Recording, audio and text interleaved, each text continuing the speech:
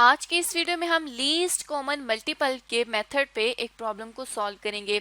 जैसे कि हम लास्ट वीडियो में लीस्ट कॉमन मल्टीपल को डिटेल से डिस्कस कर चुके हैं कि इसे हम रिप्लेसमेंट चेन मेथड या कॉमन लाइफ मेथड भी कहते हैं। और ये एक ऐसा मेथड या तरीकाकार होता है जिसके थ्रू कोई भी ऑर्गेनाइजेशन अपने डिफरेंट म्यूचुअली एक्सक्लूसिव प्रोजेक्ट के प्रपोजल को कंपेयर करती है और ऐसे प्रपोजल्स को कंपेयर करती है जिनकी लाइफ अनइक्वल या बराबर नहीं होती। जैसे कि म्यूचुअली एक्सक्लूसिव प्रोजेक्ट्स के बारे में हम जानते हैं कि ये वो प्रोजेक्ट्स होते हैं जिसमें ऑर्गेनाइजेशन ने सिर्फ एक प्रोजेक्ट चूज करना होता है और दूसरे को छोड़ना होता है। ऐसा नहीं होता कि ऑर्गेनाइजेशन दोनों प्रोजेक्ट्स चूज कर ले। और इस कंसेप्ट को ये जो मेथड है इसे हम कैपिटल बजटिंग में इस्तेमाल करते हैं ताकि ऑर्गेनाइजेशन अपने फंड्स को बेहतर तरीके से इस्तेमाल कर सके। और इस मेथड में हम किस तरह से कॉमन मल्टीपल ले सकते हैं लाइफ का, वो इस तरह से ले सकते हैं कि ऑर्गेनाइजेशन अपने प्रोजेक्ट से आने वाले तमाम कैश फ्लोस को रिपीट करती है अनटिल अनलेस के वो कॉमन लाइफ पे ना चल जाए। मतलब एक लीस्ट कॉमन मल्टीपल निकालना है प्रोजेक्ट की लाइफ का और उस पे फिर तमाम कैश फ्लोस को रिपीट करना है। जैसे फॉर एग्जांपल हमारे पास एक कंपनी है XYZ कंपनी और कंपनी के दो प्रोजेक्ट्स हैं, एक है प्रोजेक्ट ए और एक है प्रोजेक्ट बी। दोनों म्यूचुअली एक्सक्लूसिव हैं, मतलब या तो ऑर्गेनाइजेशन ए प्रोजेक्ट को चूज करेगी या ऑर्गेनाइजेशन बी प्रोजेक्ट को चूज करेगी। अब उसके लिए क्या है कि ए प्रोजेक्ट में हम देख सकते हैं कि उसकी लाइफ 3 इयर्स है और बी प्रोजेक्ट की लाइफ 5 इयर्स है। मतलब इनकी जो लाइफ्स हैं वो अनइक्वल हैं। अब अनइक्वल लाइफ्स के साथ हम इनको अप्रेज नहीं कर सकते और इसके एक्सेप्शन और रिजेक्शन को नहीं देख सकते।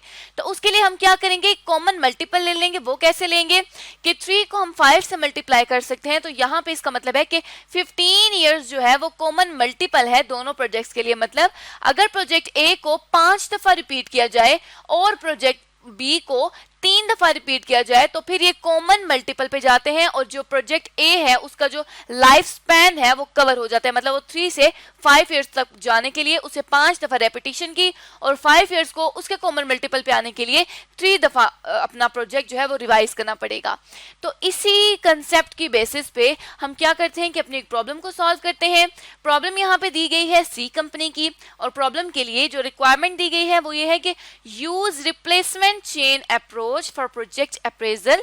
प्रोजेक्ट को अप्रेज करने के लिए रिप्लेसमेंट चेन अप्रोच का इस्तेमाल करें जो कि अभी हमने डिस्कस की। And choose a project for investment, और कोई एक प्रोजेक्ट चूज करें जिसमें ऑर्गेनाइजेशन इन्वेस्ट करेगी। तो यहाँ पे हम डेटा स्टार्ट करते हैं पढ़ना। Company C is considering investing in 2 mutually exclusive project with different life spans. Company C consider कर रही है कि वो इन्वेस्ट करे 2 म्यूचुअली एक्सक्लूसिव प्रोजेक्ट में जिनकी डिफरेंट लाइफ स्पैन है, जिसको हम डिस्कस कर चुके हैं कि उसी के लिए हम लीस्ट कॉमन मल्टीपल का जो मेथड है वो अप्लाई करते हैं।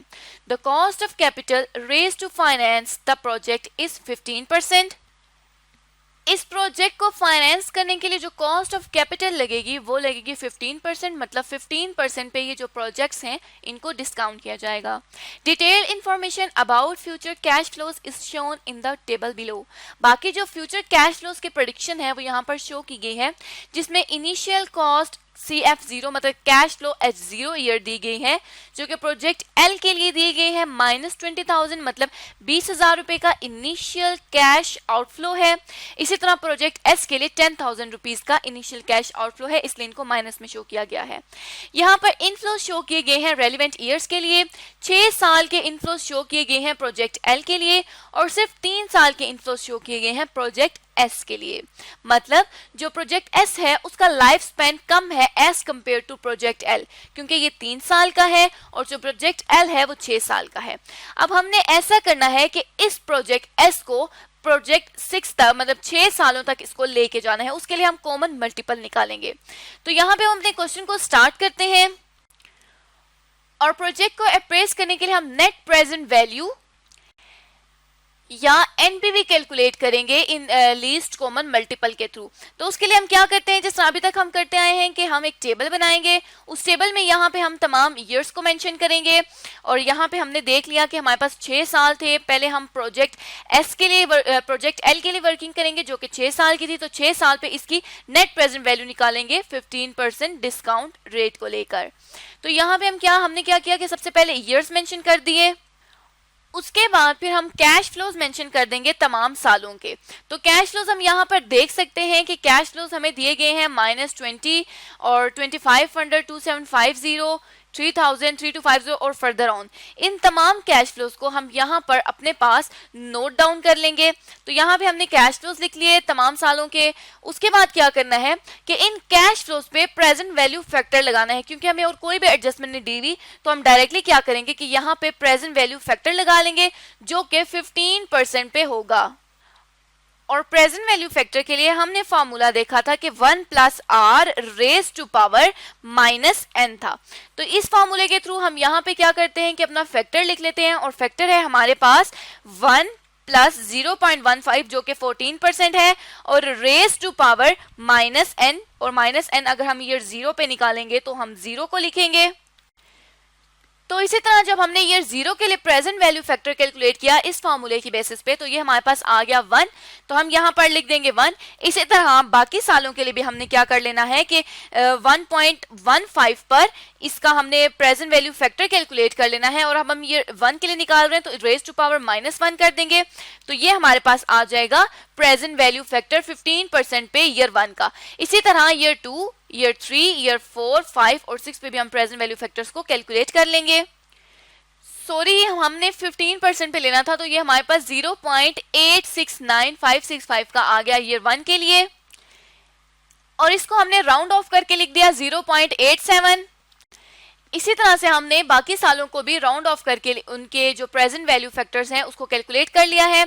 तो यहाँ पे अब हम क्या करेंगे कि इस कैश फ्लोज को मल्टीप्लाई करके प्रेजेंट वैल्यू फैक्टर से, तो यहाँ पे हम प्रेजेंट वैल्यू फैक्टर को कैलकुलेट कर लेंगे, सॉरी प्रेजेंट वैल्यू को कैलकुलेट कर लेंगे।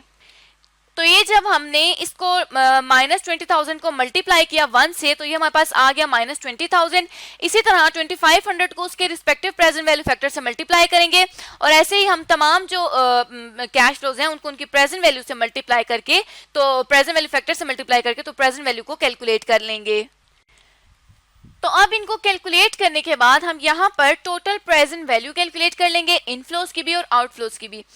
आउटफ्लोज की जो प्रेजेंट वैल्यू है वो सेम रहेगी, क्योंकि इसके अलावा और कोई भी आउटफ्लो यहाँ पर हमारे पास नहीं आ रहा। और इसी तरह इनफ्लोज की जब हम प्रेजेंट वैल्यू को कैलकुलेट करेंगे तो उसके लिए हम इन तमाम ये जो हमारे पास प्रेजेंट वैल्यूज आई हैं इन तमाम का सम कर लेंगे। तो ये हमारे पास 11,463 रुपीज की टोटल प्रेजेंट वैल्यू आ गई। अब नेट प्रेजेंट वैल्यू कैलकुलेट करने के लिए हम क्या करेंगे कि नेट प्रेजेंट वैल्यू कैलकुलेट करने के लिए हम इस 11,463 में से 20,000 को लेस कर देंगे। मतलब प्रेजेंट वैल्यू ऑफ इनफ्लो में से जो हमारे पास टोटल आई है इसमें से हम प्रेजेंट वैल्यू ऑफ आउटफ्लोज को लेस कर देंगे, तो ये हमारे पास आ जाएगी -8,537 रुपीज की एनपीवी प्रोजेक्ट एल के लिए।